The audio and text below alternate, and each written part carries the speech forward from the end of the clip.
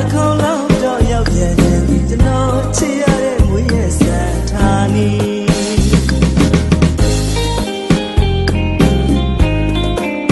ကျွန်တော်ဟာတဲကုန်းမြို့မှာမွေးဖွားခဲ့သူတယောက်ပါဇာတိမိခင်ကိုလမ်းမိတာတော့အမှန်ရပါဒါပေမဲ့ရွာမှာသူပျော်ဘူးခဲ့ကြတယ်ငယ်တငယ်ချင်းများကိုဘလို့ပင်ဥတုရာသီကိုပြောင်းလဲခဲ့တော်လေလွမ်းတဲ့စိတ်ကလေးကတော့မပြောင်းလဲခဲ့သူတယောက်ပါလေအချိန်နေမပေးသေးလို့ဝိနည်းရစေအချိန်လေးတွေမှာတော့ကျွန်တော်တယောက်လွမ်းနေဥမာပါလေ